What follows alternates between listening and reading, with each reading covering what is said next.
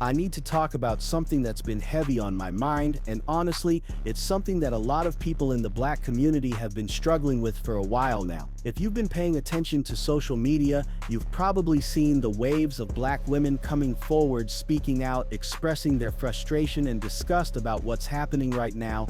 And I'm not talking about some minor issue or some petty drama. I'm talking about how one person, one entertainer, has managed to create such a damaging image that it's affecting an entire community of people who have nothing to do with her lifestyle or her choices. You see sisters online, educated sisters, professional sisters, everyday sisters just trying to live their lives, and they're saying the same thing over and over. They feel like Sexy Red is keeping Black women at the bottom. They feel embarrassed, they feel like they're being misrepresented on a massive scale. And these aren't just random complaints. These are heartfelt expressions from women who are tired of being grouped together with something they want no part of. One woman in one of these videos said it perfectly. She said Sexy Red is fighting so hard to be a dirty, disgusting woman, and it makes no sense. She's planning how to be more disgusting than anybody else, and the goal is accomplished. It's work. Now I want you to think about what that means for a second. We're talking about someone who has a platform, who has influence, who has young girls watching her every move, and she's actively choosing to present herself in the most degrading way possible.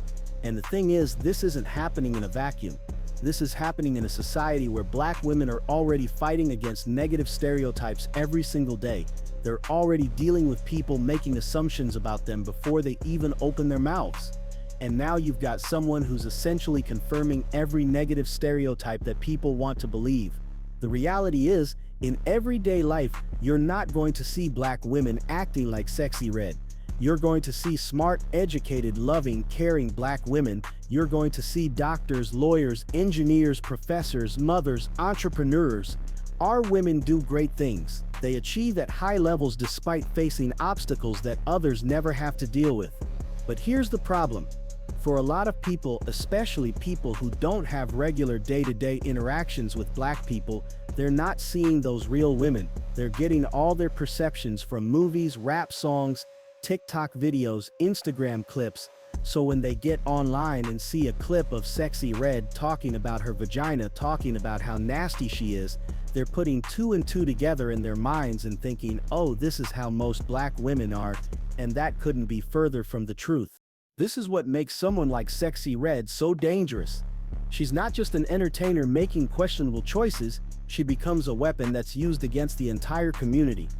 And I'm not being dramatic when I say weapon. Think about it. When you're part of a group that's already marginalized, already stereotyped, already judged more harshly than others, representation matters in a way that's hard to explain unless you've lived it. As a group of people, we're always stereotyped by the few of us.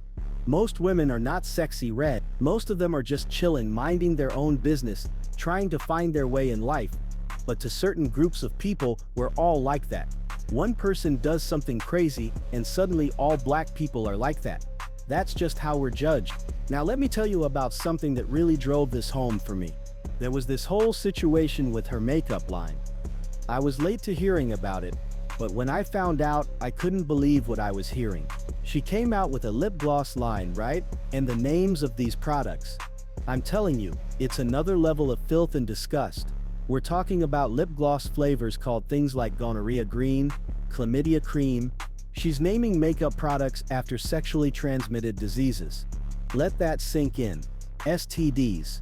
Diseases. Things that people suffer from. Things that are serious health issues.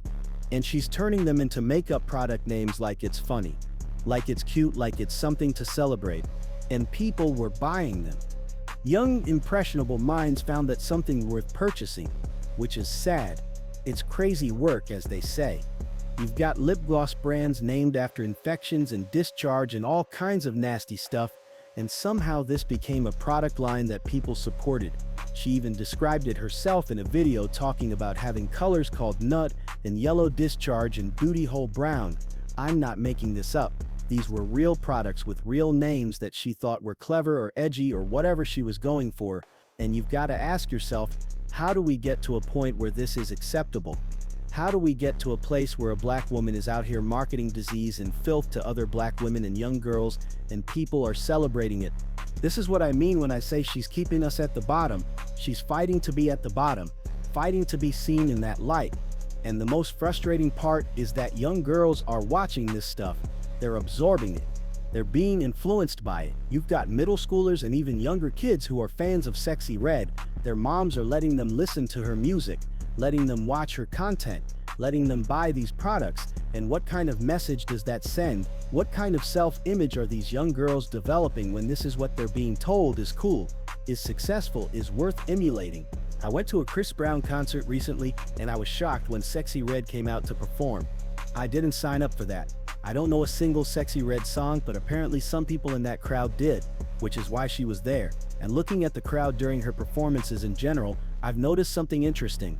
A lot of her audience at these concerts is overwhelmingly white, but at the same time you've got these young black girls who love her too. So you've got this situation where she's performing for white audiences who might be consuming this as entertainment, as a caricature, while simultaneously influencing young black girls who think this is how they're supposed to be. And this brings me to something that might sound like a conspiracy theory, but hear me out.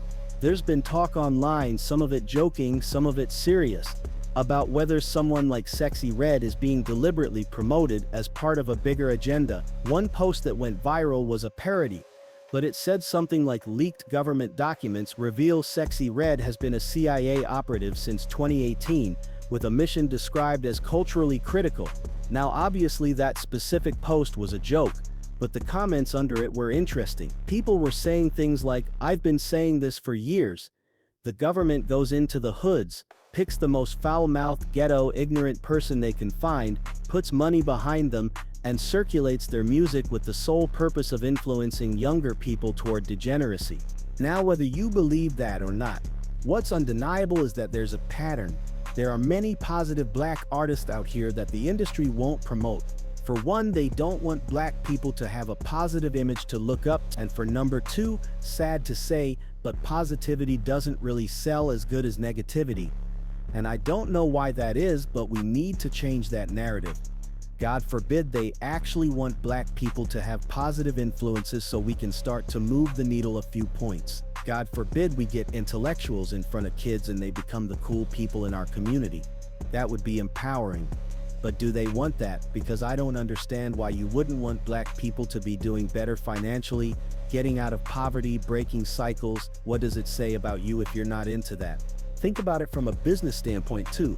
If Sexy Red came to you and said, "I want you to invest in my rap career," and you listen to her talent and her subject matter, would you spend money on her if you were actually trying to turn a real profit and create a legitimate superstar? Probably not.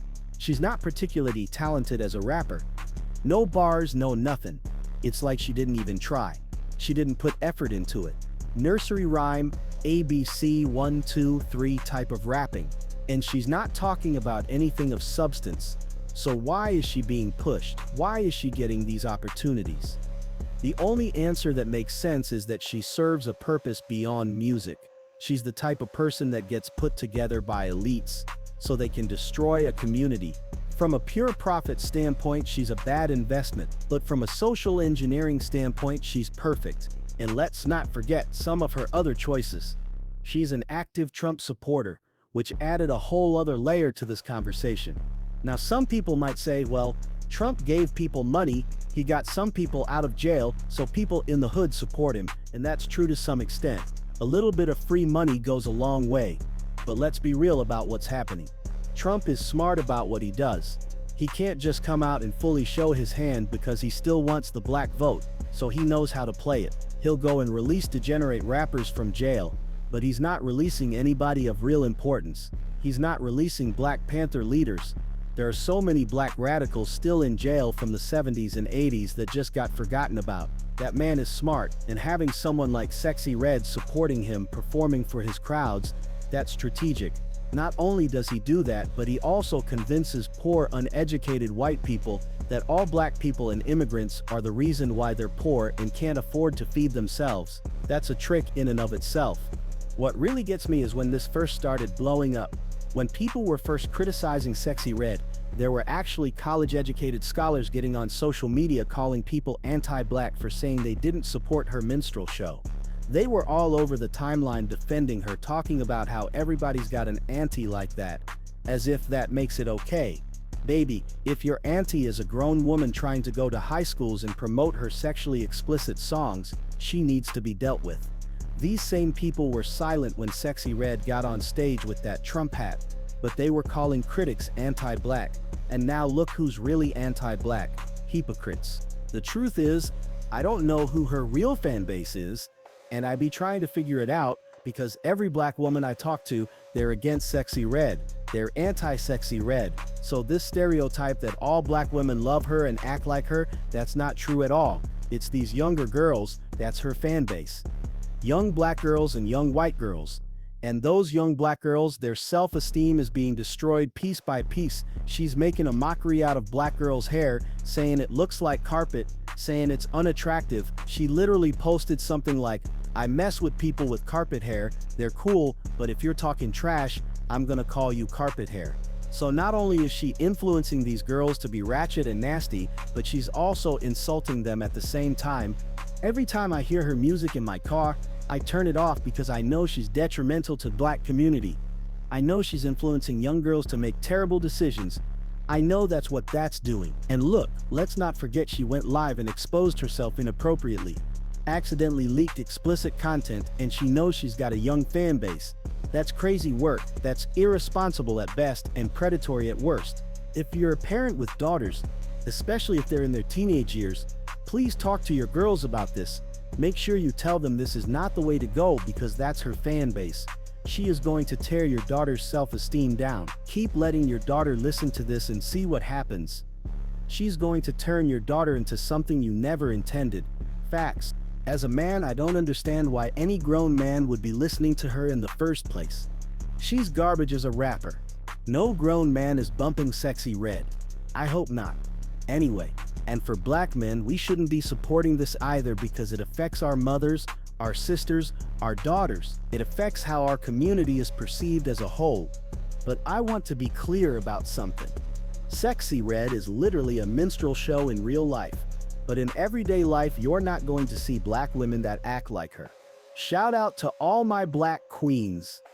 I know that you are greatness. Don't let the foolishness of people like Sexy Red ruin your image the same way I don't let street rappers dictate how people perceive all black men.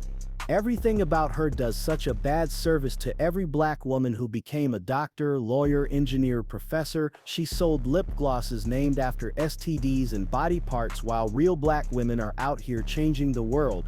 Someone online said when there's a positive role model, it's a problem for national security. But when it's a harmful role model, it's fine.